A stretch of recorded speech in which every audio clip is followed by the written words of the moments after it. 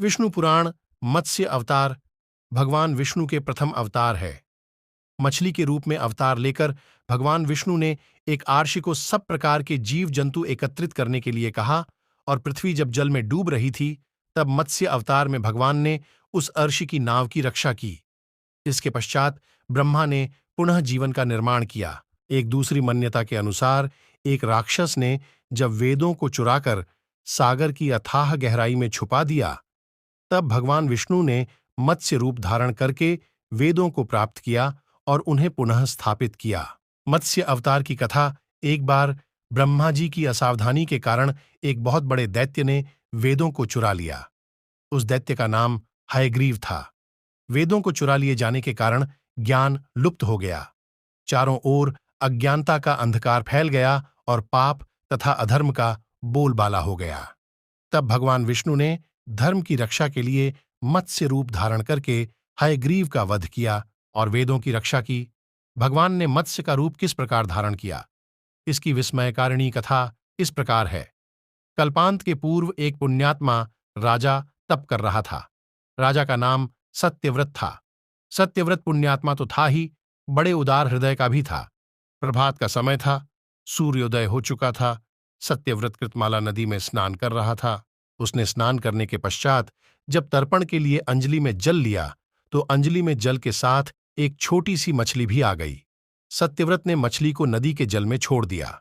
मछली बोली, राजन, जल के बड़े बड़े जीव छोटे छोटे जीवों को मारकर खा जाते हैं। अवश्य कोई बड़ा जीव मुझे भी मारकर खा जाएगा। कृपा करके मेरे प्राणों की रक्षा कीजिए। सत्यव्रत के हृदय में दया उत्पन्न हो उठी। उसने मछली को जल से भरे हुए अपने कमंडलू में डाल लिया। तभी एक आश्चर्यजनक घटना घटी। एक रात में मछली का शरीर इतना बढ़ गया कि कमंडलू उसके रहने के लिए छोटा पड़ने लगा।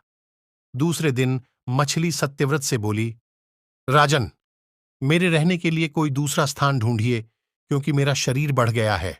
मुझे घूमने फिरने में बड़ा कष्ट होता है। सत्यव्रत ने मछली को कमंडलू से निकालकर पानी से भरे हुए मटके में रख दिया।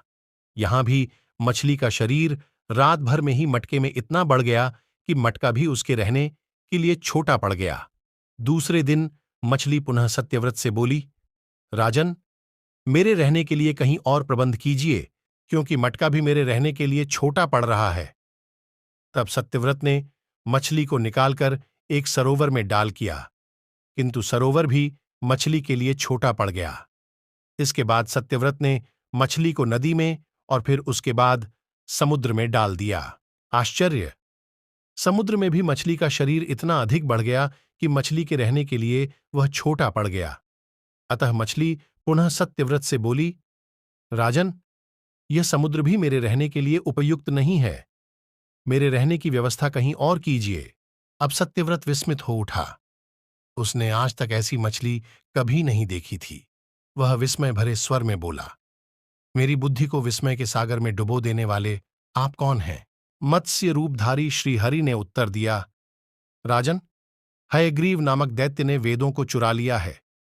जगत में चारों ओर अज्ञान और अधर्म का अंधकार फैला हुआ है। मैंने हयग्रीव को मारने के लिए ही मत्स्य का रूप धारण किया है। आज से 7वें दिन पृथ्वी प्रलय के चक्र में फिर जाएगी। समुद्र उमड़ उठेगा, भयानक वृष्टि होगी, सारी पृथ्वी पानी में डूब जाएगी। जल के अतिरिक्त कहीं कुछ भी दृष्टिगोचर नहीं होगा। आपके पास एक नाव पहुंचेगी। आप सभी अनाजों और औषधियों के बीजों को लेकर सप्त आर्षियों के साथ नाव पर बैठ जाइएगा। मैं उसी समय आपको पुनः दिखाई पड़ूंगा और आपको आत्मतत्व का ज्ञान प्रदान करूंगा। सत्यव्रत उसी दिन से हरि का स्मरण करते हुए प्रलय की प्रतीक्षा करने लगे।